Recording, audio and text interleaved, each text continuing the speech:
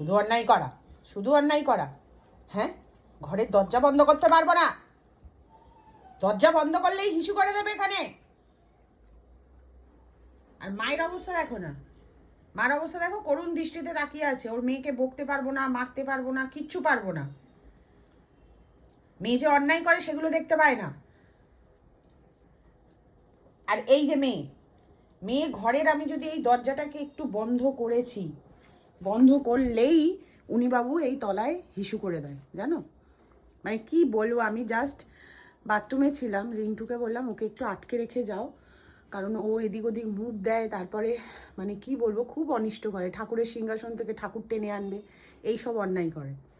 এবার ওকে বলেছি আটকাতে, মনে হয় আমি খুব জোর হলো 25 থেকে 30 সেকেন্ডের মধ্যে এসেছি, এসে দেখে এখানে হিসু করে পুরো লটকাচ্ছে ওর মধ্যে। আর বকেছি বলে মা দেখো না করুণ দৃষ্টিতে চেয়ে আছে আমার দিকে। কেন মেয়েকে বকেছি? মেয়েকে বকবো না? মেয়ে সবসময় অন্যায় করবে, মেয়েকে বকবো না? লাঠি দিয়ে মারবে এবার।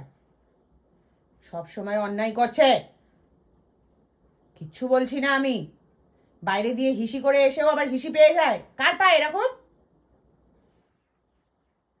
আর মা দেখেছো মায়ের অবস্থা দেখো, মা দেখছে যে আমি তো আমার মায়ের উপর কিছু বলতে পারবো না।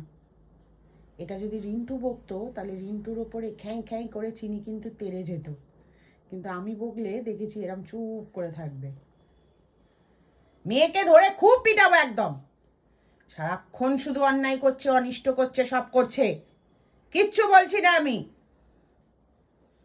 হ্যাঁ, সকাল থেকে তোমাদের পিছনে খেটে যাবো আমি, ঘুম থেকে ওঠা থেকেও তোমাদের পিছনে খাটবো। তুই আজকে হিসি করে দেখ, আজকে শুধু নিচে হিসি করে দেখ। বারবার হিসি করা আমি একদম বাইরে ছেড়ে দেবো। দেখি তোকে কে, তোর মাও বাঁচাতে পারবে না, মাও বাঁচাতে পারবে না একদম। মেয়ে অন্যায় করছে সেগুলো দেখতে পাচ্ছে না, মেয়েকে বারণ করতে পারছে না যে আমি বাইরে গিয়ে হিসু করে আসি, চল তুইও বাইরে হিসু করবি, ঘরে হিসু করতে নেই, একবারও বলছে না।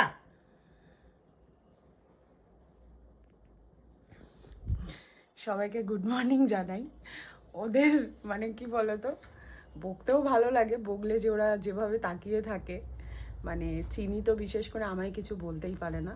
যদি আজকে রিন্টু এটা বকতো, রিন্টুকে খাই খাই করে মানে বকতো, ঘাউ ঘাউ করে ওর উপরে চিৎকার করতো, কিন্তু আমার সাথে কিছু করে না, মানে আমাকে শুধু করুণ দৃষ্টিতে তাকিয়ে থাকবে। এই যে দেখো এখন তোমাদের সাথে কথা বলছি, ও বুঝতে পেরে চলে গেল। তো চলো আবার পরে ভিডিও নিয়ে আসছি।